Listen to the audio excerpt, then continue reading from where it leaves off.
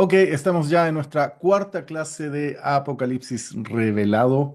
Hoy día nos vamos con un tema muy importante. Recuerden que hemos estado viendo especialmente el periodo de tiempo que en Apocalipsis se describe como 1260 días, 42 meses, tiempos y medio tiempo, que cubren un mismo periodo de historia, un mismo periodo de tiempo en la historia de la iglesia que corresponde a desde el momento en que Jesucristo asciende a los cielos hasta su regreso en su segunda venida en la parucía. Por eso los capítulos 11, 12 y 13 de Apocalipsis van a ser nuestra base central para establecer una línea de tiempo, si me permiten decirlo así, establecer una línea de tiempo o una narración de principio a fin de lo que el Apocalipsis nos habla, nos enseña. Entonces, capítulo 11, capítulo 12, capítulo 13 de Apocalipsis son los tres capítulos que utilizan estas expresiones, ya sea 42 meses o 1260 días o tiempos y medio tiempo. Y hemos dicho en las clases que se refiere a un mismo periodo de tiempo que está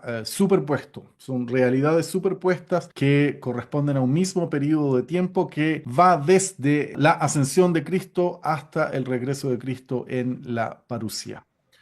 Muy bien, entonces vamos hoy día a hablar de los dos testigos de Apocalipsis, bueno, del templo y de los dos testigos en Apocalipsis. Leemos, dice Apocalipsis 11, los primeros dos versículos. Los primeros dos versículos hablan sobre el templo, la figura del templo, y después del versículo 13 en adelante habla sobre la figura de los dos testigos. Y dice así, me fue dada una caña de medir semejante a una vara, y alguien dijo, levántate y mide el templo de Dios y el altar. Más tarde, en unos minutos más, vamos a ver que la expresión medir aquí tiene relación con proteger, pero excluye el patio que está fuera del templo. No lo midas, porque ha sido entregado a las naciones y éstas hollarán la ciudad santa por 42 meses. Ahí estamos de nuevo con este periodo de tiempo que ya sería demasiado majadero de mi parte comenzar a repetir lo que he dicho, lo que he dicho en las clases anteriores, pero ya todos entendemos que este periodo de tiempo corresponde a la historia de la iglesia desde el momento de la ascensión de Cristo hasta el regreso. Eso es lo que coherentemente el libro de Apocalipsis parece darnos a entender con muchísima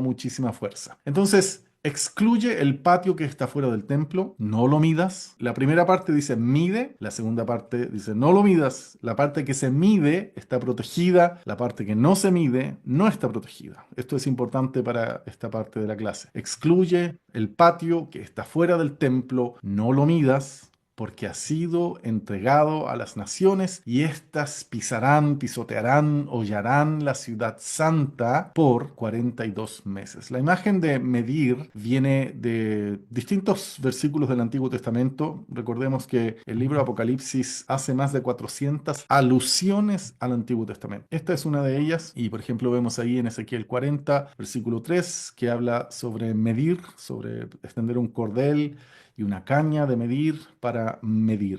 También en Zacarías 2, 1 y 2 tenemos las mismas expresiones que tiene que ver con medir. Es una imagen, una figura que se ve a menudo en el Antiguo Testamento. Y el preterismo, obviamente, ya lo hemos visto ampliamente, el preterismo considera esto como algo que sucedió en el primer siglo, en el año 70. El entendimiento preterista de Apocalipsis adopta un enfoque literal similar al del futurismo. El futurismo ve este versículo que leímos recién como algo literal al final de los tiempos. El preterista o el preterismo también lo ve como algo literal en el año 70. Ve el templo, el altar, el atrio exterior como un complejo de culto físico en Jerusalén, pero no del futuro. Lo ve allá en el año 70 o antes del año 70, aunque se reserva el derecho de interpretar el texto con matices simbólicos. ¿Por qué? No sé si me alcance a explicar brevemente en esto, pero como vimos recién, en el capítulo 11 se nos dice que una parte del templo está protegida y la otra parte externa no está protegida, es entregada a los gentiles, pero si vemos con una mirada preterista absoluta por allá por el año 70 en el primer siglo, nos vamos a dar cuenta que el templo en realidad fue arrasado completamente. Jesús mismo dijo que no iba a quedar piedra sobre piedra, por lo tanto ahí ya hay un desafío para quienes están en el preterismo y piensan que este capítulo 11 está hablando de aquel templo y de aquella destrucción del templo. Y por eso entonces se abre el espacio, porque no calza con la historia, se abre el espacio a interpretarlo como también con algunos matices simbólicos. Pero es uno de los desafíos que sin duda algún hermano preterista que pueda estar ahí escuchando o algún maestro sentiría que él puede explicar el porqué de este conflicto. Lo que se describe en Apocalipsis serían eventos que ocurrieron antes y durante la destrucción literal del templo y de Jerusalén en el año 70. Interpreta también los dos testigos que vamos a ver hoy día en la clase como dos posibles personajes que existieron en aquella época, es decir, literalmente dos personajes que pudieron haber existido, aunque no se tiene registro histórico de ellos. Obviamente hay mucha discusión porque no hay, de nuevo, no hay una evidencia histórica y por eso esta también es una de las críticas que se le hace al preterismo cuando interpreta el capítulo 11 de Apocalipsis y el libro de Apocalipsis en general. Tenemos el futurismo, que lo ve a menudo lo asocia con la semana 70 y la comprensión futurista de Apocalipsis proyecta estos versículos que leímos recién para un tiempo de tribulación o el tiempo de la tribulación que va a preceder la parucía final de Cristo. Y algunos comentaristas interpretan todo el capítulo de una manera más literal que otros. Típicamente el templo y el altar se toman como una referencia a un templo restaurado literal en la ciudad santa literal de Jerusalén. Los que adoran en ella serían un remanente de judíos étnicos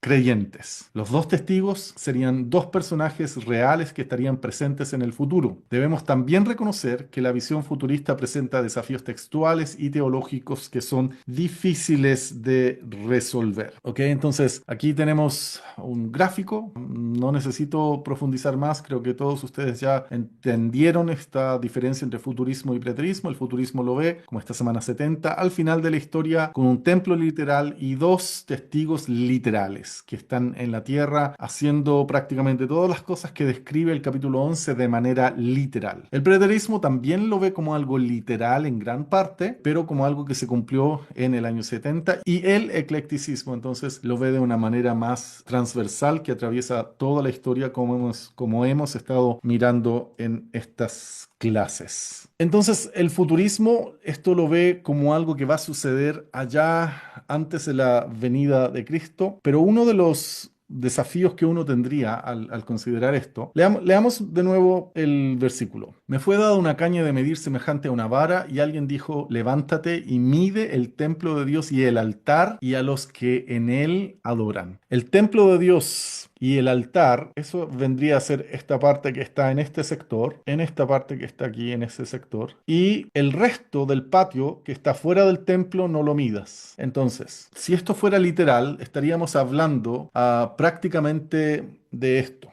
Este vendría a ser el santuario, el patio, el altar, el templo de Dios donde se adora, el lugar santo, después hay el lugar santísimo. Entonces, si esto fuera literal, estaríamos hablando de que antes de la venida de Cristo, los que están ahí en ese círculo amarillo estarían protegidos y los que están afuera de esto no estarían protegidos. La verdad es que es bastante pequeño, estamos hablando de 300 metros por 500 metros, entonces no es un territorio, un terreno tan extenso como para hablar en el sentido tan global, cataclísmico que nos describe Apocalipsis. Esto está en Jerusalén, cuando uno va, obviamente no está ese templo, pero está en ese mismo lugar, por ahí está la cúpula dorada y allá donde dice 300 metros aquí arriba, aquí está la mezquita Al-Aqsa y por aquí está la cúpula dorada, ambos lugares sagrados de los musulmanes en este momento. Eso es más o menos Jerusalén hoy día en la planicie del templo. Y aquí está la puerta del este o la puerta dorada. Y si uno siguiera caminando hacia acá, uno baja por acá el valle del Cedrón y al subir después acá se topa con el Monte de los Olivos. Y el Monte de los Olivos es más alto que este monte del templo, entonces sube y desde arriba del Monte de los Olivos tú ves directamente la planicie donde estaba construido el templo. Entonces, hay problemas, encontramos desafíos al pensar de una manera literal, nos guste o no nos guste que sea así, pero hay problemas, hay desafíos tanto teológicos por una parte, porque si es necesario volver a establecer un templo con sacrificios, ¿en qué queda la sangre de Cristo que fue derramada, el sacrificio de Cristo en la cruz? El velo del templo se rasgó en dos de arriba hacia abajo. Todos esos elementos hacen que sea difícil entender un tercer templo. No, no niego que podría construirse porque he estado allí y sé que los judíos están muy adelantados. He visto con mis propios ojos todos los materiales y las cosas que ellos están preparando, pero aún así sería extraño. No, hay un problema, un desafío teológico. Ese es el punto final, creo, del tema, que hay que ser honestos y reconocerlo. También por el espacio, como acabo de mencionar recién, también eso es difícil poder ver allí un cumplimiento literal, que este lenguaje tan global, cataclísmico de Apocalipsis se resuma en ese pedacito de ahí y solo cuántas personas caben allí, por ejemplo, cuántas personas podrían entrar aquí. Estamos hablando del final de los tiempos, de la parucía, del regreso de Cristo y solo los que están aquí están protegidos y afuera no. Esto está entregado a las naciones, todas las naciones, a los gentiles. Es difícil ver un cumplimiento literal. Entonces, ¿qué hace esto? Hace que la teología o la escatología, perdón, inaugurada con esta visión más desde el eclecticismo, entienda el capítulo 11, como vimos la semana pasada que el libro de Apocalipsis es esencialmente simbólico, entonces entiende el capítulo 11 de una manera simbólica, no simplemente de forma arbitraria, sino que ve conexiones con el texto bíblico también que le ayudan a interpretar con la Biblia el sentido del capítulo 11. Y vamos a ver un poco acerca de esto hoy día. Entonces, la escatología inaugurada entiende el texto en un sentido figurado, interpretando el atrio exterior como la dimensión física del pueblo de Dios. Y esta es susceptible al daño, mientras que el templo, el santuario, representa la dimensión espiritual. La expresión medir significaría en este versículo que la salvación está asegurada de la iglesia, del pueblo de Dios, a pesar del daño físico que sufren. Es decir, la salvación está asegurada, pero el aspecto físico, la iglesia sigue siendo vulnerable durante toda la historia a los ataques del enemigo desde la perspectiva física. Por eso el Señor dijo, no temáis a los que pueden matar el cuerpo, ¿cierto? Que tiene que ver con la parte externa. No te pueden quitar lo que Dios te ha dado. De eso habla Apocalipsis bastante cuando habla de los testigos. De hecho, cuando comienza a hablar de los testigos, Apocalipsis a menudo apunta hacia esa línea de que sufren, son perseguidos, al enemigo le es dado perseguirlos y vencerlos, pero ellos aún así vencen por medio de la sangre del Cordero y no aman sus vidas hasta la muerte. Eso es lo que el libro de Apocalipsis nos va diciendo. Y aquí está más o menos lo que yo les estaba explicando, una visión de Apocalipsis 11 desde la escatología inaugurada, interpretando el texto como simbólico y figurativo. El templo y la ciudad santa se refiere al pueblo de Dios y a la iglesia. Las referencias que se hacen allí en Apocalipsis son al pueblo de Dios y a la iglesia. Esto no es aislado del resto del capítulo o del libro, perdón, sino que hay una coherencia y hay una conexión, hay un tejido en Apocalipsis tan maravilloso que la ciudad, que incluso la Nueva Jerusalén que desciende del cielo, la numerología que utiliza, los números que utiliza para representarlos todos como múltiplos de 12, todos apuntan a que es el pueblo de Dios. El pueblo de Dios es la ciudad santa, el pueblo de Dios es el templo, etcétera. Apocalipsis está tejido de una manera tan sólida y tan sorprendente para ayudarnos a entender estos conceptos en su significado, en el significado que tienen en este lenguaje simbólico propio de un libro apocalíptico, de la literatura apocalíptica. Medir el templo y a los adoradores tiene que ver entonces con la protección espiritual de los creyentes. El patio exterior, que se le dice que no lo mida porque va a ser entregado a las naciones, a los gentiles, es esa dimensión física de los creyentes. No medir ese patio exterior entonces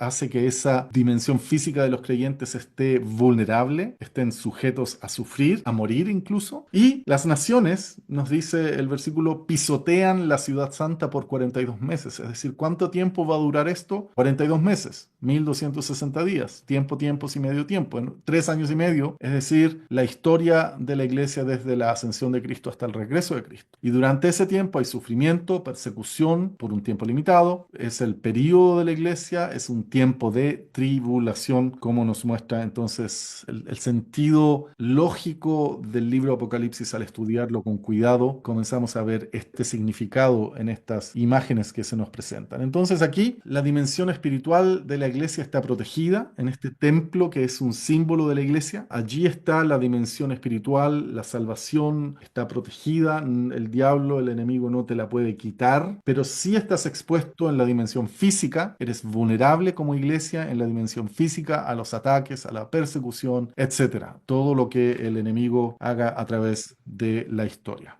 Veamos algunos ejemplos de versículos que nos ayudan a entender esto un poco mejor. Templo, ciudad santa, lo entendemos como el pueblo de Dios, como la iglesia de Cristo. Okay, vemos en Apocalipsis 1 del 12 al 13 y también el versículo 20, dice, y al volverme vi 7 candelabros de oro, y en medio de los candelabros vi a uno semejante al Hijo del Hombre. ¿Qué son los candelabros? Si tú lees Apocalipsis, esa cita que aparece allí del capítulo 1, bueno, es la iglesia, son iglesias. Los 7 candelabros son 7 iglesias. Entonces, los candelabros son una representación del templo también. El candelabro para un judío tiene mucha conexión con el templo, con la figura del templo. Y los 7 candelabros son la iglesia, que es el templo de Dios, que es el templo del Espíritu Santo, como dijo el apóstol Pablo en Corintios. Apocalipsis 3, versículo 12. Al vencedor le haré una columna en el templo de mi Dios, y nunca más saldrá de allí. Imagínate, el Señor prometiéndonos que si tú vences hasta el final, te mantienes firme, fiel, leal, entregas tu vida por el Evangelio como un testigo de Cristo, que guarda el testimonio de Jesús, te va a hacer una columna en el templo de Dios. Entonces, ¿cómo puedes tú ser una columna en el templo de Dios? Apocalipsis aquí, obviamente, de nuevo, está indicando la iglesia como templo. Tú eres parte del templo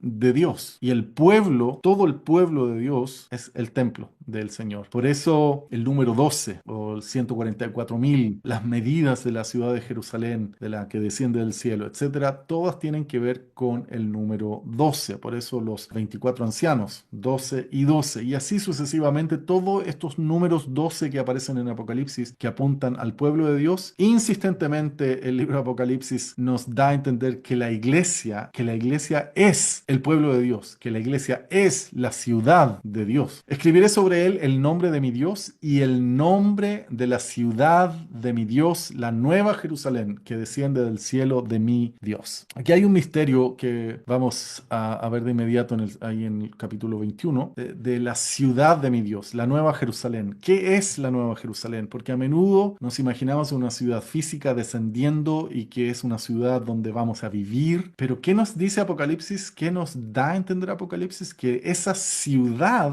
es el pueblo de Dios. Entonces vemos en el capítulo 21, habló conmigo diciendo, el ángel, ven, te mostraré la novia, la esposa del Cordero. ¿Quién es la novia y la esposa del Cordero? La iglesia, el pueblo de Dios. Y me llevó en el espíritu a un monte grande y alto, y me mostró la ciudad santa, Jerusalén, que descendía del cielo de Dios y tenía la gloria de Dios. Este paralelo es muy importante entenderlo, esto que tiene que ver con escuchar y ver, porque Juan utiliza esto al menos 3 veces en el libro de Apocalipsis. Escucha algo, pero luego él ve con sus ojos. Esta es un paralelismo, una figura importante en el libro de Apocalipsis. Lo ves con el león de la tribu de Judá y el cordero inmolado, lo ves con los 144.000 sellados y la gran multitud que está en el cielo, de todo pueblo, lengua, tribu y nación. En esas 3 circunstancias, en esos 3 eventos en el libro de Apocalipsis, tú ves a Juan haciendo esta figura. Escucha algo y luego ve. Y lo que escucha es distinto en nombre, en concepto, a lo que ve, pero son lo mismo. Por ejemplo, cuando dice el león de la tribu de Judá, eso es lo que él escucha, eso es lo que a él se le dice. Pero cuando él mira, él ve un cordero como inmolado. El león de la tribu de Judá y el cordero son la misma persona. De de esa misma forma, de igual manera, entonces, cuando se le dice, te mostraré la novia, la esposa del Cordero, imagínate, se le dice a él que le van a mostrar la novia, es decir, él va específicamente a mirar a la novia, a la esposa del Cordero. ¿Y qué es lo que ve? Ve la ciudad santa, Jerusalén, que descendía del cielo de Dios y tenía la gloria de Dios. Entonces, esta asociación del templo y la ciudad santa con el pueblo de Dios es recurrente en el libro de Apocalipsis. Por último, yéndonos a Pablo, ¿no sabéis que sois templo de Dios y que el Espíritu de Dios habita en vosotros? Si alguno destruye el templo de Dios, Dios lo destruirá a él, porque el templo de Dios es santo y eso es lo que vosotros sois. Ustedes son templo de Dios. Estamos revisando el versículo 1 y 2, ¿ok? La expresión medir el templo y los adoradores dijimos que es protección espiritual. Ya al mirar que el texto nos dice, al darnos cuenta que el texto nos dice, mide el templo de Dios y el altar y a los que en él adoran, pero excluye el patio que está fuera del templo, no lo midas porque ha sido entregado a las naciones. El hecho de que no es medido es porque es entregado a las naciones. Es decir, no está protegido, es entregado. La parte externa es entregada. Ahí entonces podemos entender el significado de lo que es medir, porque si la parte que no es medida, no es medida porque es entregado a las naciones, a los gentiles, para que la pisoteen, para que la ataquen, entonces, obvio, por sentido común, podemos decir que el medir, que la parte que sí es medida, esa parte sí es protegida. Por lo tanto, aquí el medir, y más allá del medir, el texto habla de protección y de entregar a los gentiles. Es decir, hay una parte que es protegida y otra parte que no es protegida. Y veíamos hace unos minutos atrás que la protección espiritual de la iglesia, de los creyentes, está garantizada porque es la parte interna, es el lugar santo, es el templo. Esa parte está asegurada, está protegida, está garantizada por el Señor, no así la parte física externa que estamos vulnerables y expuestos a la persecución. Zacarías 1:16, y el cordel será tendido sobre Jerusalén. Nuevamente allí una de las tantas alusiones que se hace al Antiguo Testamento. Miremos más. Levántate y mide el templo de Dios y el altar y a los que en él adoran, pero excluye el patio que está afuera del templo. No lo midas porque ha sido entregado a las naciones y éstas pisotearán la ciudad santa, hollarán la ciudad santa por 42 meses. Aquí la ciudad santa y el templo entonces representan al pueblo de Dios. Ahora, los que adoran en el altar, los que están adorando, ¿quiénes son? El Nuevo Testamento nos dice que nosotros fuimos hechos sacerdotes, un reino de sacerdotes, son los que adoran en el altar. ¿Cómo adoran los creyentes en el altar? Según Apocalipsis mismo, lo vamos a ver en unos segundos cuando lleguemos ahí al versículo de Apocalipsis 6. Pero recordando las palabras de Jesús, entonces él dijo, no temáis a los que matan el cuerpo, pero no pueden matar el alma. Es decir, te pueden quitar la vida, te pueden hacer sufrir físicamente, pero no pueden hacer nada. El enemigo no tiene poder, no puede robarte lo que Dios te ha dado en el espíritu, en tu alma. La salvación, en otras palabras, que hemos recibido en Cristo. Al que nos ama y nos libertó de nuestros pecados con su sangre e hizo de nosotros un reino y sacerdotes para Dios su Padre. ¿Qué es un sacerdote? ¿Por qué fuimos hechos sacerdotes? ¿En qué sentido? En que servimos delante de Dios, delante del altar, adoramos a Dios. Somos los que adoran en el altar a Dios. No es claro en Apocalipsis si se está refiriendo al altar de incienso en el lugar santo o al altar del sacrificio en el atrio. Sin embargo, lo que sí es claro que está hablando de adoración que están ahí en el altar y probablemente, de acuerdo a Apocalipsis 6, lo más probable es que el altar tenga relación con el altar de sacrificio que está en Apocalipsis 6. Se menciona un altar en Apocalipsis 6, pero lo más probable es que esté relacionado con el altar del sacrificio que estaba en el atrio, el altar de bronce, en otras palabras, donde se sacrificaban los animales que se ofrecían delante de Dios. Vi debajo del altar las almas de los que habían sido muertos. ¿A causa de qué? A causa de la palabra de Dios y del testimonio que habían mantenido. Habían sido muertos. ¿Cómo adoraron ellos entonces a Dios? Adoraron a Dios con sus propias vidas hasta la muerte. Esto, hermanos, es muy importante en el libro de Apocalipsis. Es muy importante porque a menudo Juan nos está llevando a entender que nuestra manera de adoración es con todo, con toda nuestra vida, al punto de, por nuestra lealtad al Señor, por guardar su palabra, por mantener el testimonio de Jesús, que es el espíritu de la profecía, el corazón, la columna de la profecía, es el testimonio de Jesús, es guardar el testimonio de Jesús. Le pertenecemos, me compró, soy leal a Él, Él me compró con su sangre, le pertenezco, vivo para Él, todo lo que hago es para Él. Y si he de perder mi vida por Él, voy a perder mi vida por Él. Ese es el mensaje con el cual incluso el Apocalipsis, el libro de Apocalipsis describe a quien es un testigo, porque estás guardando un testimonio, estás dando testimonio de Jesús, eres un testigo. Y va, todo Apocalipsis va apuntando hacia allá, a este pueblo que en estos 3 años y medio, que en estos 42 meses, en estos 1260 días, en este tiempo, tiempos y medio tiempo, es un pueblo que es leal a Cristo, que le sirve con todo, que es un sacerdote, que adora a Dios y que está dispuesto a incluso morir por amor a Cristo.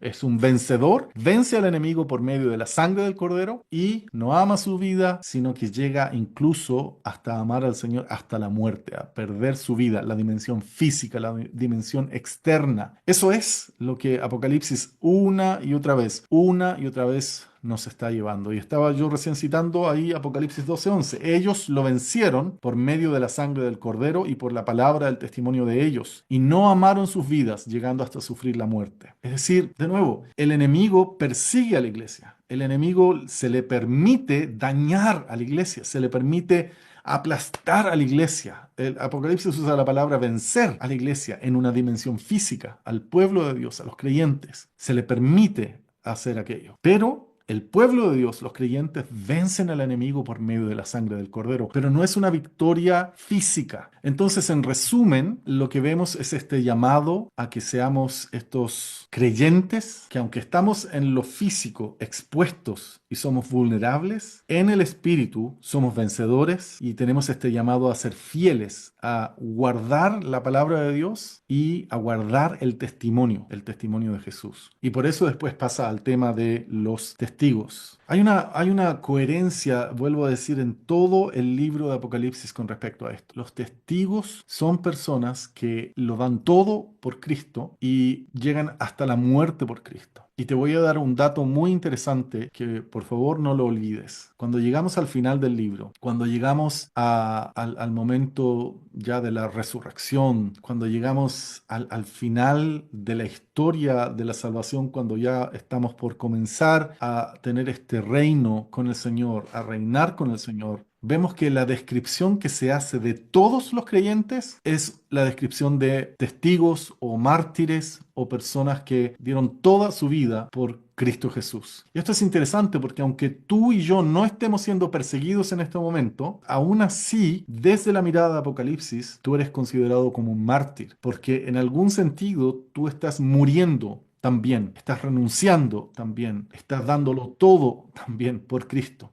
Entonces, aunque no haya una persecución como la entendemos normalmente, sí estás enfrentando desafíos. Sí hay problemas de salud a veces que tienes que sufrir. Hay personas, hay creyentes que mueren por problemas de salud. Hay creyentes que no tienen un peso, que tienen problemas con las finanzas, que están viviendo en pobreza, en debilidad. Hay creyentes que atraviesan situaciones tan complejas, tan difíciles, pero aún así están siendo fieles. Están diciendo, Señor, yo te sigo amando, tú sigues siendo fiel, yo vivo para ti. Es eso lo que creo que Apocalipsis está destacando en este pueblo, en estos creyentes que viven, le dan todo al Señor, se entregan para Cristo. Y es una idea que está tejida fuertemente en todo el libro de Apocalipsis. Y este capítulo 11 nos ayuda muchísimo para entender esto.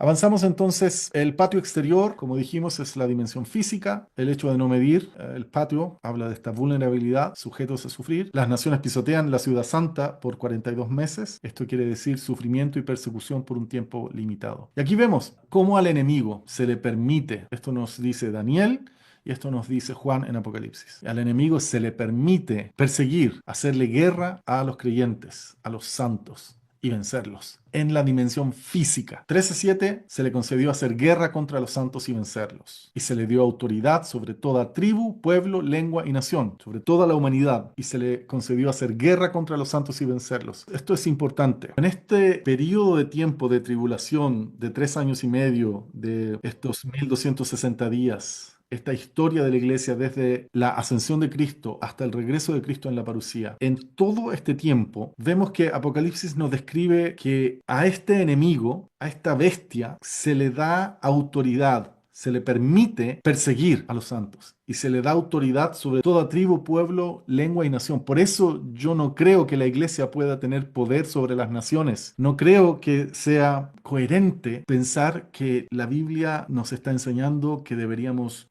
como iglesia, como creyentes, gobernar las naciones y tener autoridad en todas las naciones, como ha sucedido en la historia del cristianismo a lo largo de los siglos. ¿Por qué? Porque es a la bestia a quien se le da esa autoridad. Esto no quiere decir que no tengamos que estar involucrados en la política y que haya presidentes cristianos. Puede haber, por supuesto, pero en esta condición de tener autoridad sobre todos los países, sobre todas las tribus, los pueblos, las lenguas, todas las naciones, no es algo que vea yo personalmente al menos en el texto bíblico. Daniel nos dice algo similar. Este cuerno, refiriéndose a Antíoco Epífanes por un lado, pero a la figura de la bestia del anticristo, hacía guerra contra los santos y prevalecía sobre ellos. Me olvidé de terminar la idea que les quería comentar, que no quiero que se me olvide al final y la quiero decir ahora. Entonces, a lo largo de toda esta historia vemos que se le da, que se le otorga esta autoridad a este enemigo. Pero en la última etapa, según vemos en Apocalipsis, en la última etapa de la historia, en un tiempo limitado, previo a la venida de Cristo, este poder incluso se acrecenta y esa persecución se acrecenta. Eso lo vemos en Apocalipsis también y lo vemos aquí en el capítulo 11. Entonces, Daniel nos dice que hacía guerra contra los santos y prevalecía sobre ellos. Este ser afligirá a los santos del Altísimo e intentará cambiar los tiempos y la ley, y les serán entregados en sus manos por un tiempo, por tiempos y por medio tiempo. Entonces, hablamos ya varias veces que hay cumplimientos múltiples en estos aspectos proféticos. Esto ya se cumplió con Antíoco Epífanes, año 167 a.C. aproximadamente, pero luego se vuelve a cumplir en el primer siglo con el tema del Imperio Romano, se vuelve a cumplir en las persecuciones contra la iglesia y se va cumpliendo a través de la historia, pero todo indica que en los últimos, no sé si decir años, pero en un tiempo limitado, breve, previo al regreso de Cristo, esto se acrecenta a niveles muy grandes, a niveles muy grandes, la persecución crece de una manera enorme y la iglesia pasa por un tiempo de gran prueba. El pueblo de Dios pasa por un momento de mucha prueba. Aquí vemos una conexión con las palabras de Jesús cuando él dijo, Jerusalén será hollada por los gentiles hasta que los tiempos de los gentiles se cumplan. Jesús está hablando aquí de la destrucción del templo y de Jerusalén y está diciendo que Jerusalén va a quedar pisoteada por los gentiles hasta que se cumpla el tiempo de los gentiles. Ahora bien, Jesús aquí no parece estar hablando en un sentido figurado, porque está diciendo, habrá una gran calamidad sobre la tierra e ira para este pueblo, para los judíos, y caerán a filo de espada y serán llevados cautivos a todas las naciones. Eso sucedió literalmente, y Jerusalén será hollada por los gentiles hasta que los tiempos de los gentiles se cumplan. Personalmente, aquí pueden algunos estar en desacuerdo, no hay ningún problema, pero yo creo que la historia de la iglesia de alguna manera está conectada a la historia de Israel y a su restauración en el final de los tiempos. No soy dispensacionalista, pero sí creo que así como estamos viendo en este periodo de tiempo de los 3 años y medio, los 42 meses, esta persecución contra la iglesia, contra el pueblo de Dios, creo que de alguna manera la restauración de Israel se va entretejiendo también con la historia de la iglesia hasta terminar en uno solo al final de los tiempos, en la parucía, en el regreso de Cristo, la salvación de Israel, un Israel que se convierte a Cristo y se une como un solo pueblo con la iglesia al final de los tiempos. Cierro ahí este paréntesis, es para otra clase, para otra discusión. En las preguntas alguien me lo puede mencionar si quiere, pero hay una relación entre este versículo y Apocalipsis 11. Sin duda hay algo parecido. Puede que Juan esté simplemente reinterpretando una profecía o reaplicándola a la iglesia ahora. Sin embargo, la profecía de Jesús allí es bastante clara y bastante literal. Y es una palabra que salió de la boca del Señor, por lo tanto, en lo personal, como varios otros pastores y algunos grandes teólogos también lo creen. Aquí vemos una palabra de cumplimiento para Israel, para Jerusalén, en los últimos tiempos, cuando se hayan cumplido los tiempos que Dios permite que los gentiles hayan pisoteado la ciudad. Ok, así que ahí llegamos con esta parte del templo, queridos hermanos. Les vuelvo a leer el texto base de esto, que es, alguien me dijo, levántate y mide el templo de Dios y el altar y a los que en él adoran, pero excluye el patio que está fuera del templo. No lo midas, porque ha sido entregado a las naciones y éstas hollarán la ciudad santa por 42 meses. Y aquí cambia de imagen, cambia de figura, no cambia de tema, pero el texto aquí cambia de figura, de imagen y comienza a hablar de los dos testigos. Y si leemos Apocalipsis 11 del 3 al 13, vamos a darnos cuenta que el texto no nos entrega ninguna pista que sea obvia, que nos lleve a entender la identidad de estos dos individuos, estos dos testigos. De hecho, la descripción de los dos testigos solo parece aumentar la dificultad de una perspectiva preterista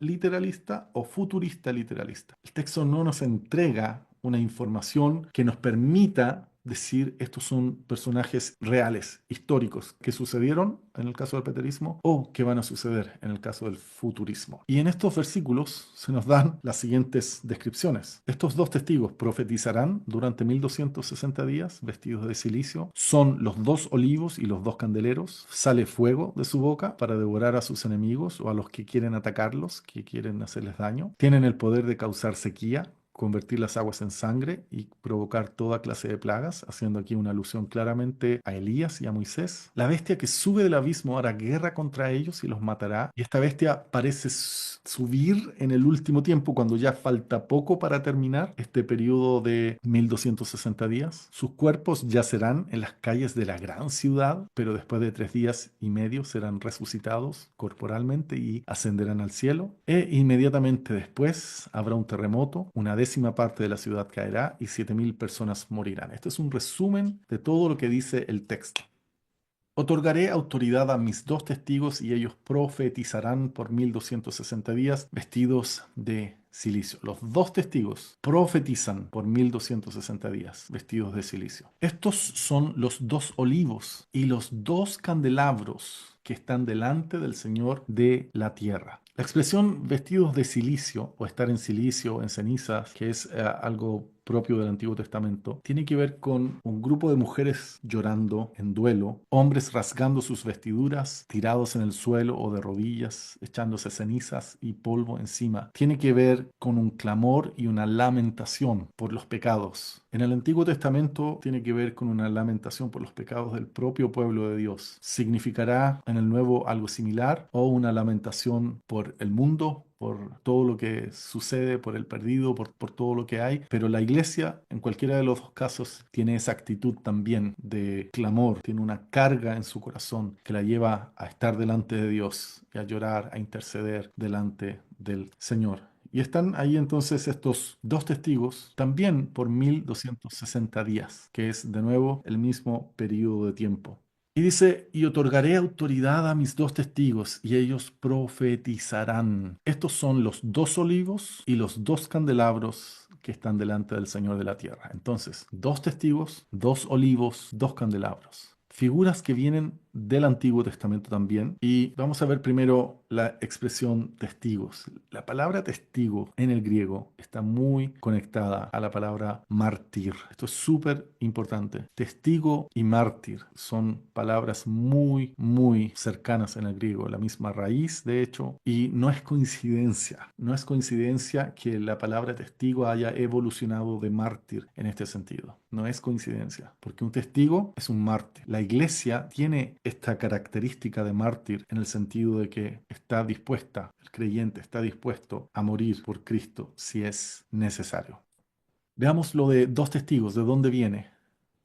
Bueno, en Apocalipsis 19 vemos que la expresión el testimonio de Jesús, que se utiliza varias veces, habla del testimonio en Apocalipsis. El testimonio de Jesús es el espíritu de la profecía. Dice aquí que los creyentes poseen el testimonio de Jesús. Tú posees el testimonio de Jesús. Y ese testimonio de Jesús es el espíritu de la profecía. Está centrada en Cristo. La profecía está centrada en Cristo, en lo que Cristo hizo por nosotros. Nos abrazamos a esa cruz, nos abrazamos al sacrificio, a la redención de Cristo, a vivir para Él, a seguir sus pasos, a vivir como Él, a vivir una vida en obediencia como la suya, a agradar al Padre como Él agradó al Padre, en esa dirección, con esa meta. Cuando Dios dice de Jesús, este es mi Hijo amado, en quien tengo complacencia o en quien yo me complazco, vemos a un Hijo de Dios que agrada al Padre. Él agrada con sus acciones, con sus decisiones, con su vida. Ese testimonio es el que nosotros tenemos para agradar, para buscar a Dios. Debe ser nuestra meta.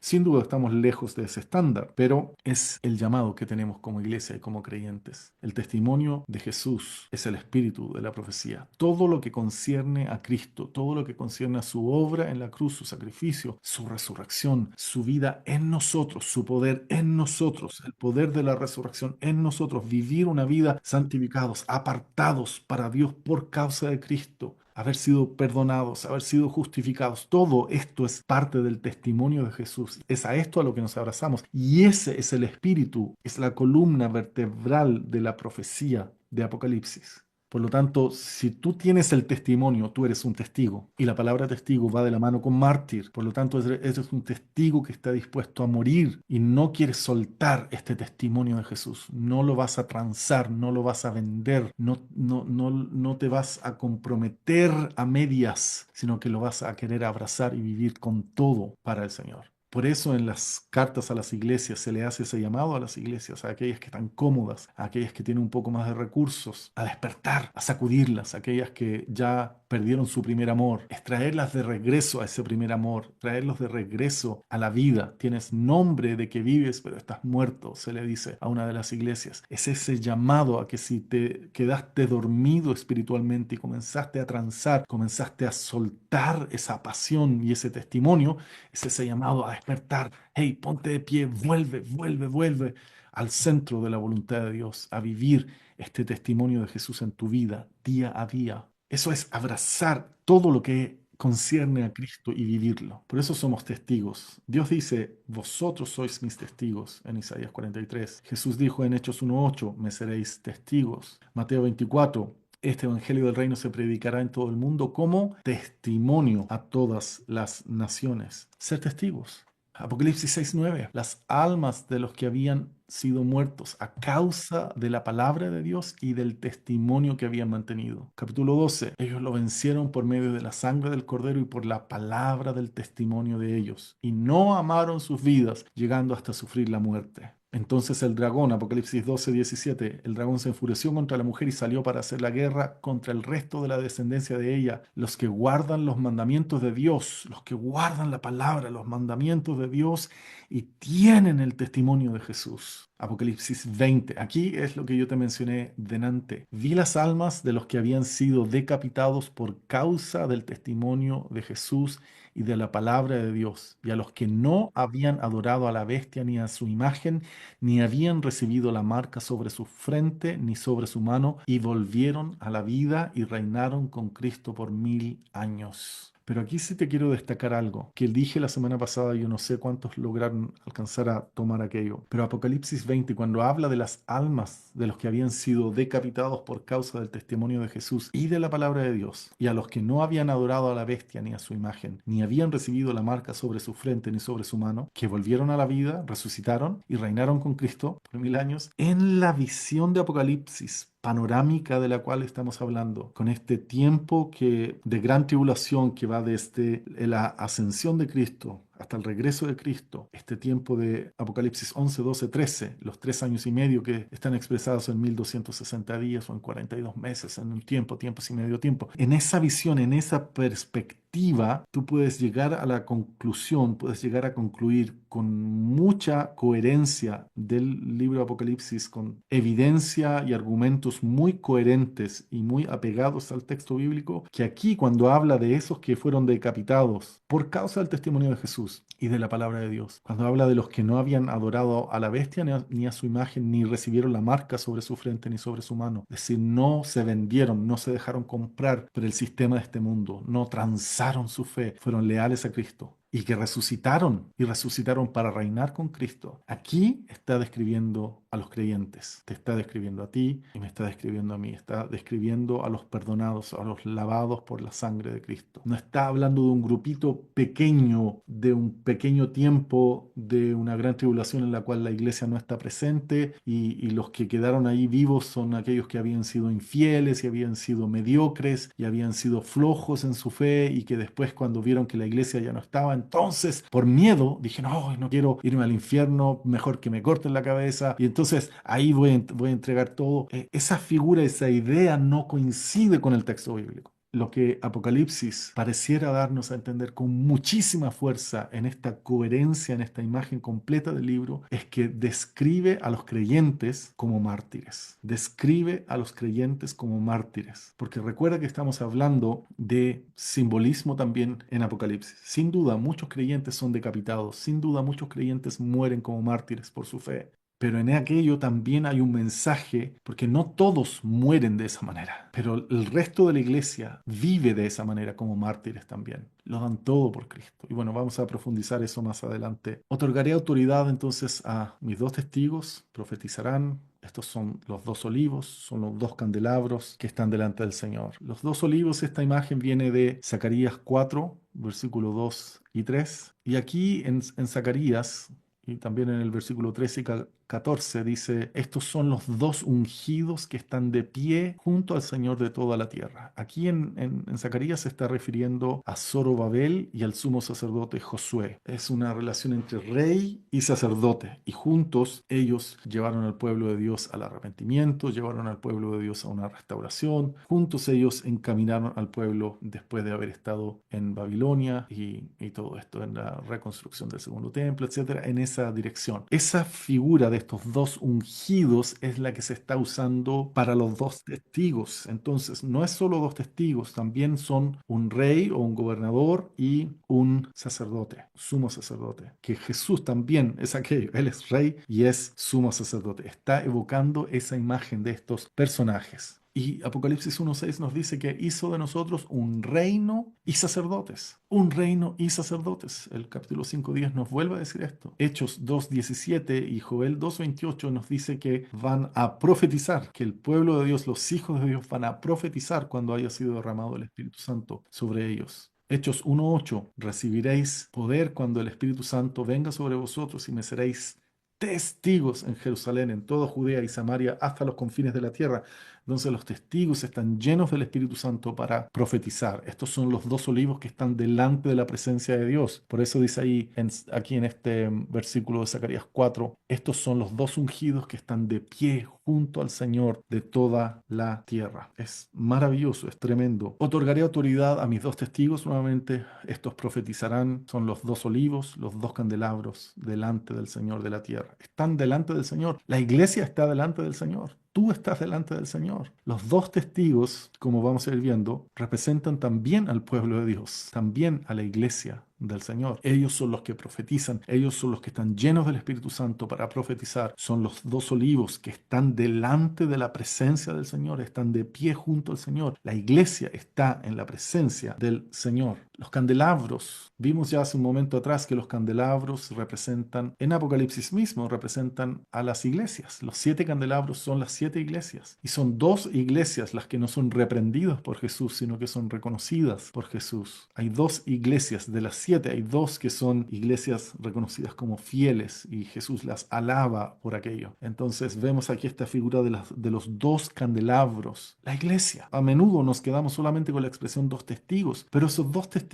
también son 2 olivos que están delante de la presencia del Señor, que es un rey y un sacerdote que viven en un reino y son sacerdotes. La iglesia también. Y son 2 candelabros al mismo tiempo. Te das cuenta que Apocalipsis nos está diciendo lo que son esos 2 testigos. Son 2 candelabros. Y en el mismo lenguaje de Apocalipsis, los candelabros son iglesias. Por lo tanto, representa a la iglesia también. Y el número 2 es porque 2 testigos es lo mínimo que se necesita para dar testimonio de acuerdo a la ley de Dios en las Escrituras. Ahora, una parte compleja de todo esto es qué hacemos con estas expresiones: de su boca sale fuego y devora a sus enemigos. Ahora, atención que dice: si alguno quiere hacerles daño, de su boca sale fuego y devora a sus enemigos. Es decir, aquellos que les quieren hacer daño, de su boca sale fuego y devora a sus enemigos. Si nos vamos por una mirada literal, futurista, ¿de verdad creemos que en el Evangelio vaya a haber personas que vengan, dos personas, y que salga fuego de su boca para consumir a los enemigos? Hay muchos que esperan esto como algo así de físico también, porque es atractivo, porque llama la atención, porque es místico. Wow, van a venir dos personajes y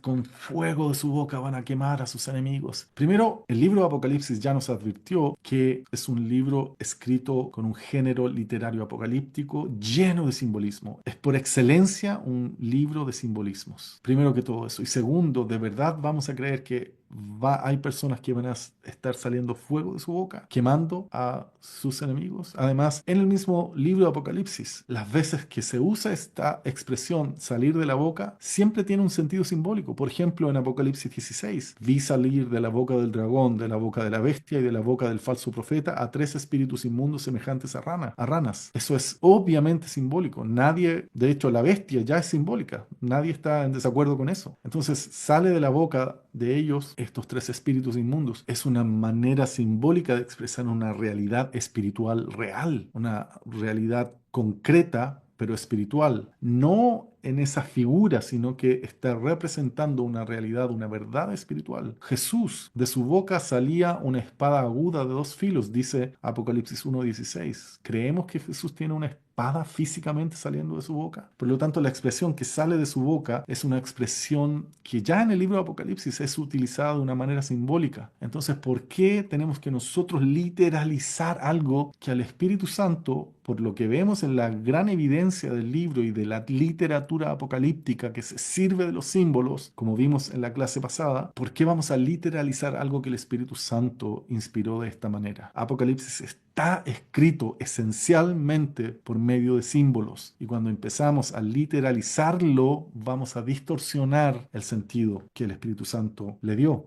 Jeremías 5:14, Dios le dice a Jeremías: pongo mis palabras en tu boca por fuego, y a este pueblo por leña, y los consumirá. Es en otro contexto, por supuesto, pero vemos la utilización de esta metáfora, de este simbolismo, de que las palabras de Dios en la boca del profeta son fuego. Entonces, lo que entendemos de esta expresión es que aquellos que les quieren hacer daño a los creyentes, que probablemente les hacen daño, van a recibir juicio, y ese juicio sale por la predicación. Es decir, escucharon la predicación de estos dos testigos de la iglesia, de los creyentes, y aún así no hicieron caso y fueron perversos, fueron malos, los persiguieron a los creyentes, los mataron, los aplastaron, los vencieron físicamente, y esas palabras se van a transformar, las palabras que salieron de los testigos de la iglesia, del pueblo de Dios, se han de transformar en fuego que los va a devorar en el día del juicio a aquellas personas. Cuando se nos dice que estos tienen poder para cerrar el cielo a fin de que no llueva, durante los días en que ellos profeticen, y tienen poder sobre las aguas para convertirlas en sangre y para herir la tierra con toda suerte de plagas, todas las veces que quieran,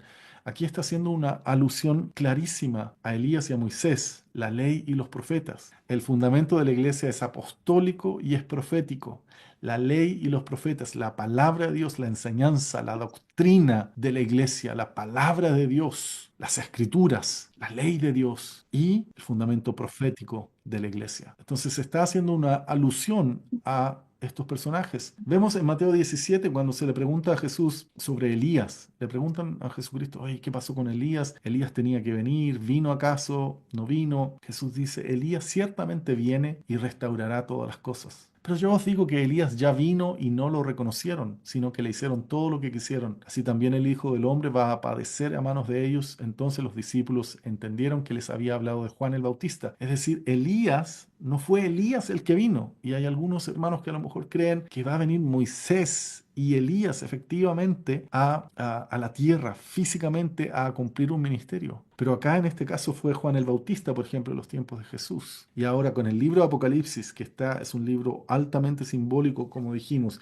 y después de haber analizado el capítulo 11, donde vemos el templo que representa a la iglesia, la ciudad santa representa a la iglesia, los dos testigos no son solamente dos testigos, sino que también son dos olivos, es decir, están delante de la presencia del Señor, son también son un rey y sacerdotes, son parte de un reino de sacerdotes, son a su vez estos candelabros, estos dos candelabros, y los candelabros en Apocalipsis representan a la iglesia. Con toda esa información, para muchos, su corazón aún así se inclina hacia un futurismo literal, un futurismo, y tiene que ser porque por alguna razón nos atrae más, por alguna razón nos sentimos más atraídos a aquello, pero el texto nos está mostrando, nos está dando todas estas indicaciones en esta dirección. Así que vemos a estos dos testigos como Josué y Zorobabel, los vemos como Moisés y Elías, los vemos como dos olivos que están en la presencia de Dios, delante de la presencia del Señor, los vemos como dos candelabros que representan a las iglesias.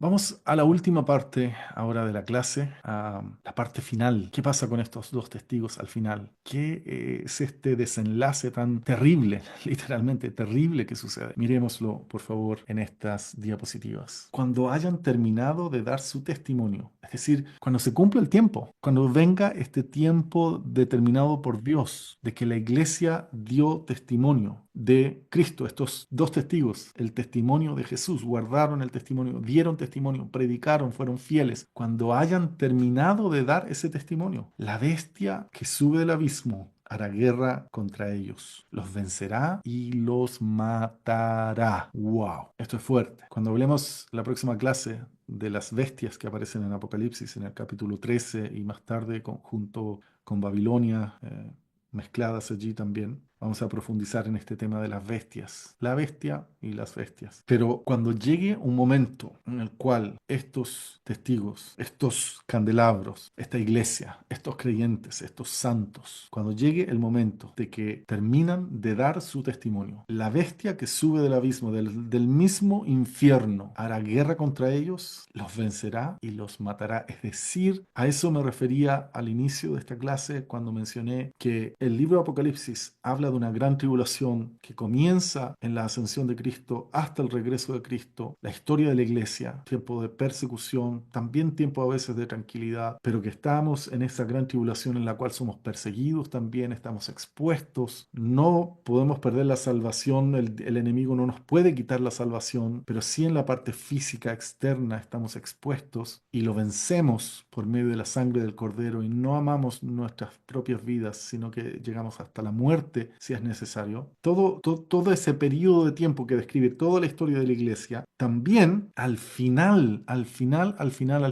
Y date cuenta que aquí usa la expresión 3 días y medio. Ya dejó de usar los 1260 días. Ya no usó los 42 meses. Ya no usó el tiempos y medio tiempo. Está hablando de 3 días y medio, que de alguna manera es parecido porque es 3 y medio, pero ahora estamos hablando de días, es decir, es un periodo mucho más limitado, probablemente mucho más limitado, seguramente mucho más limitado. Pero ¿qué nos está diciendo esto? Que al final, en la finalísima de estos últimos días. En el tiempo más cercano a la segunda venida de Cristo, al regreso, algo de proporciones creemos va a suceder un tiempo en el cual la iglesia va a ser atacada y perseguida de una forma terrible, horrorosa, al punto de que Apocalipsis la describe como si la hubieran matado y sus cadáveres yacen en la calle de la gran ciudad, que simbólicamente se llama Sodoma y Egipto, y donde también su Señor fue crucificado. Es decir, se hace una alusión a Jerusalén en esta última parte, pero es para expresar también, yo he leído varios comentarios bíblicos acerca de esto, de estas ciudades. Jerusalén nunca fue asociada con Egipto, sí fue asociada con Sodoma, pero a la luz del mensaje de Apocalipsis, que es global, no está refiriéndose a un lugar específico, porque no está, de nuevo, estamos hablando de un libro esencialmente simbólico, no estamos hablando de un lugar específico, una ciudad específica, porque dice aquí que la gente de todos los pueblos, tribus y lenguas y naciones van a contemplar sus cadáveres. Y no, por favor, no me vayas a decir que es la televisión o es un live stream que se va a hacer y por eso la gente va a contemplar sus cuerpos. No es la intención del Espíritu Santo en Apocalipsis hablar de esa manera. No puede significar para nosotros algo que no significó para la primera iglesia que recibió este libro. Está hablando de algo global de la iglesia en todo el mundo conocido en ese momento, en todos los pueblos, tribus, lenguas y naciones que en ese momento eran conocidas. Todos ellos van a ver este cadáver por 3 días y medio. Una falta de respeto de no enterrarlos, de no sepultarlos.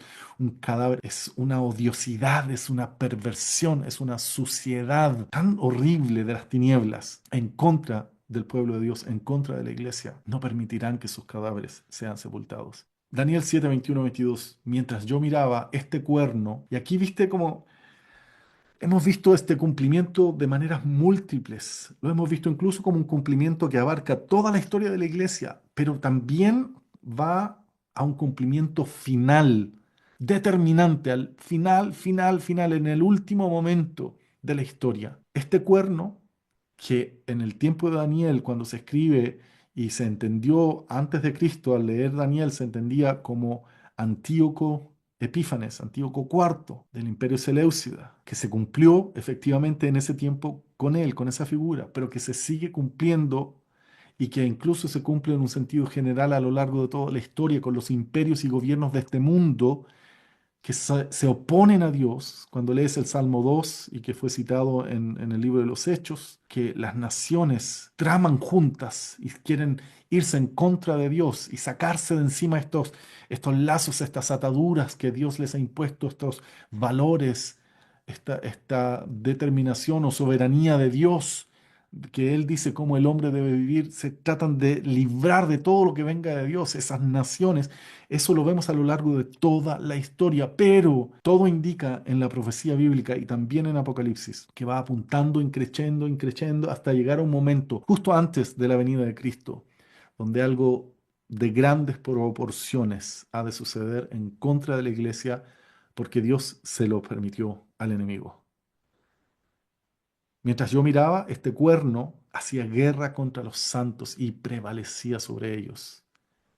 Ha prevalecido durante la historia, también ha prevalecido durante la historia en contra de la iglesia, físicamente hablando, muchas veces, pero va apuntando hacia un tiempo antes del regreso de Cristo, donde la iglesia enfrenta este periodo de gran persecución y creemos que a esto se refiere Juan cuando habla de anticristo.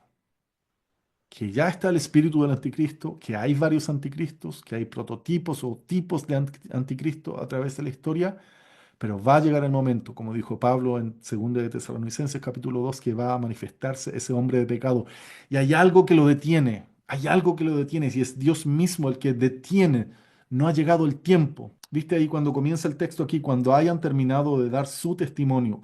Ese tiempo no ha llegado todavía. Hay algo que detiene. Dios va en algún momento a decir, ahora llegó el tiempo. Y cuando eso suceda, ha de manifestarse esta maldad. Y por eso vemos y entendemos que lo que Apocalipsis nos está advirtiendo es un tiempo de gran persecución, aunque seguramente para Juan, como he dicho ya varias veces, él no pensaba que la historia iba a durar tantos siglos como ha durado. Para él probablemente esto se veía, él lo veía como en un tiempo muy, muy cercano desde la mentalidad humana, desde la percepción humana, pero ha durado muchísimo más, se ha extendido por muchísimo más, pero vemos que ha de venir un momento al final de la historia, breve, 3 días y medio, no sé si 3 días de 24 horas, pero 3 días y medio, un tiempo muy limitado en el cual la iglesia va a recibir un ataque de grandes proporciones. Y en Daniel, inmediatamente después de esto, después de este cuerno del final de todo, dice, hacía guerra contra los santos y prevalecía sobre ellos hasta que vino el anciano de días y se hizo justicia a favor de los santos del Altísimo. Y llegó el tiempo cuando los santos tomaron posesión del reino. Qué tremendo. Apocalipsis 13 nos dice lo siguiente, aquí abajo el texto que está en la parte inferior de la pantalla. Se le concedió hacer guerra contra los santos y vencerlos. Y se le dio autoridad sobre toda tribu, pueblo, lengua y nación, y la adorarán todos los que moran en la tierra. La expresión los que moran en la tierra en Apocalipsis se refiere a los impíos siempre. Cuando leas en Apocalipsis los que moran en la tierra, es una manera de distinguir a aquellos que tienen sus ojos puestos en este mundo, en esta vida, en lo material, que están enamorados, están embriagados de este mundo y de la perversión de este mundo. A la bestia entonces se le concedió hacer guerra contra los santos y vencerlos, y se le dio autoridad sobre toda tribu, pueblo, lengua y nación, y la adorarán todos los que moran en la tierra. Vamos a hablar más de esto en la clase siguiente, cuando hablemos sobre la bestia. Pero vemos este patrón a lo largo de toda la historia, y también vemos que al final de la historia, Apocalipsis nos da a entender que muy, muy, muy probablemente, personalmente yo creo que es así, pero muy, muy, muy probablemente va a venir un tiempo de gran persecución previo al regreso del Señor Jesús.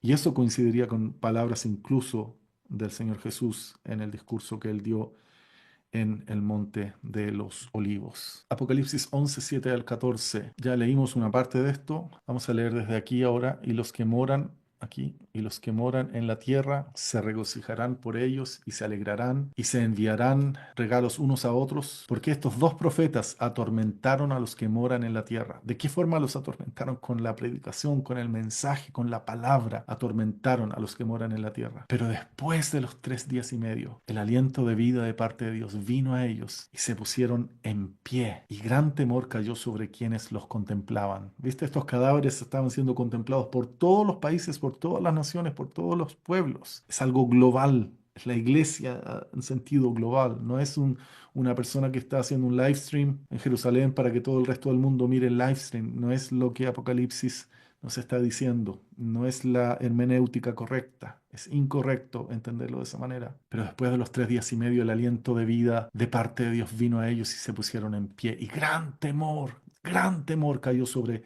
quienes los contemplaban. Entonces oyeron una gran voz del cielo que les decía: subid acá. Y subieron al cielo en la nube, y sus enemigos los vieron. No fue secreto, no es secreto. Sus enemigos los vieron subir al cielo en la nube. En aquella misma hora, y aquí está describiendo el final, sin duda. En aquella misma hora hubo un gran terremoto, y la 10ª parte de la ciudad se derrumbó, y 7000 personas murieron en el terremoto. La 10ª parte, es decir, no toda la ciudad. Es el comienzo de la destrucción. En el último momento, la ira de Dios está descendiendo, y vamos a ver un par de versículos aquí que se conectan, porque el libro de Apocalipsis nos habla de terremotos en este momento, entre el momento previo a la parucía, al regreso de Cristo, y al momento del derramamiento de la ira de Dios por completo. Entonces, vamos a mirar algunos de estos textos, cómo Apocalipsis describe ese final. 7000 personas, probablemente 7000 en el sentido de que es un número de personas que Dios predeterminó. No que sean 7000 necesariamente, pero es que en ese terremoto, un número de personas determinada ha sido juzgada por Dios y mueren en ese evento. El número que Dios quiso pueden ser 100.000, 200.000, millones, no lo sé. Pueden no ser, probablemente no es 7000, porque Apocalipsis usa los números también de forma simbólica.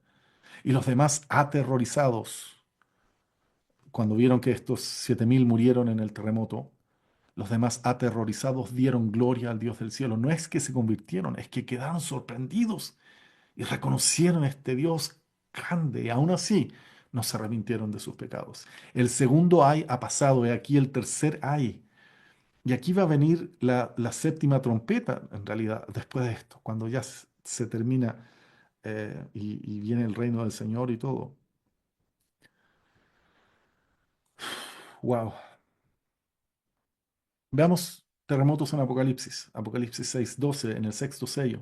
Miré cuando abrió el sexto sello, hubo un gran terremoto, el sol se puso negro como silicio hecho de seda, y toda la luna se volvió como sangre. Hubo un terremoto al final. Sexto sello.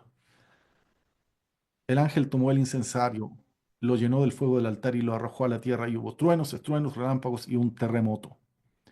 Apocalipsis 11:13, que es el que acabamos de leer. Hubo un gran terremoto y la décima parte de la ciudad se derrumbó. Murieron 7.000 personas en el terremoto y los demás se llenaron de temor y dieron gloria al Dios del cielo. 11:19, en el mismo capítulo, el templo de Dios que está en el cielo fue abierto y el arca de su pacto se veía en su templo y hubo relámpagos, voces, truenos, un terremoto y fuerte granizo. Y el final, la parte final donde se menciona un terremoto en Apocalipsis, entonces hubo relámpagos, capítulo 16, voces, truenos, hubo un gran terremoto, tan grande fue y tan fuerte terremoto como nunca ha habido desde que el hombre está sobre la tierra. Es decir, al final la Biblia nos describe, ya sea de manera simbólica, pero que una catástrofe, algo va a suceder tan grande y tan horrible, tan terrible en la tierra, desesperante en ese momento, cuando la iglesia es resucitada. Esa iglesia que parecía muerta, que parecía aplastada por la persecución de este enemigo, en medio de toda esa prueba, en medio de esa alegría que la gente tenía porque la iglesia estaba, el pueblo, los creyentes, los dos testigos, los dos olivos, los dos candelabros, habían logrado apagar supuestamente ese fuego, estaban sus cadáveres, es decir, en cuanto a organización, en cuanto a corporación, no sé qué otro sinónimo utilizar, pero en cuanto a esa estructura de iglesia, estructura religiosa, si me permites, organizada de la iglesia, el enemigo en esos últimos tiempos logra acallarla, logra de alguna manera aplastarla en medio de eso y ellos están confiados y están riendo y están contentos. En ese momento la iglesia recibe este Espíritu de Dios que le da vida nuevamente. Seguramente está refiriéndose a un gran avivamiento. Y entonces viene el Señor y todos ellos lo ven. Ven que ese pueblo, esos dos testigos, son llevados en una nube. Y allí entonces hay un terremoto. No sé si antes o después de que ellos suben en la nube, no podríamos tomarlo necesariamente cronológico allí en Apocalipsis 11, pero ya en ese final comienza esta etapa de terremoto y comienza el principio del fin, el principio de la destrucción. Por eso un 10% de la ciudad se derrumbó. Es el principio. Y de pronto ya viene un terremoto tan, tan grande que no hay descripción, nunca ha habido antes en la historia de la humanidad en la tierra. Entonces lleva a ese final. Y justo después de eso ha pasado el segundo ay. Este será el segundo ay y llega el tercer ay. Y este es la séptima trompeta y al final. ¿Por qué es el final? Vamos a ver en otro momento las recapitulaciones de Apocalipsis, cómo está organizado el texto de Apocalipsis. Apocalipsis tiene varios finales. Todos hablan del mismo final, pero tienes algunos capítulos que te cuentan hasta llegar al final, después comienza de nuevo y llega hasta un final, y después comienza de nuevo y llega hasta un final. Este es uno de los finales. El séptimo ángel tocó la trompeta y se levantaron grandes voces en el cielo que decían, el reino del mundo ha venido a ser el reino de nuestro Señor y de su Cristo, y Él reinará por los siglos de los siglos. Y los 24 ancianos que estaban sentados delante de Dios en sus tronos se postraron sobre sus rostros y adoraron a Dios, diciendo, te damos gracias, oh Señor Dios Todopoderoso, el que eres y el que eras.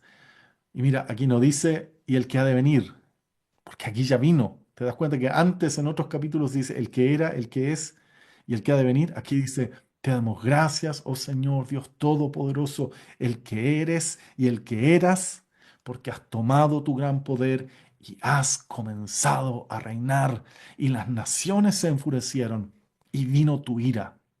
Y llegó el tiempo de juzgar a los muertos y de dar la recompensa a tus siervos, los profetas, a los santos y a los que temen tu nombre, a los pequeños y a los grandes, y de destruir a los que destruyen la tierra. El templo de Dios que está en el cielo fue abierto y el arca de su pacto se veía en su templo, y hubo relámpagos, voces y truenos y un terremoto y una fuerte granizada. ¡Wow! ¡Qué desenlace! ¡Qué final! ¡Qué, qué poderoso! ¡Qué maravilloso! ¡Qué tremendo! Gloria a Dios. Gloria a Dios. Terminamos.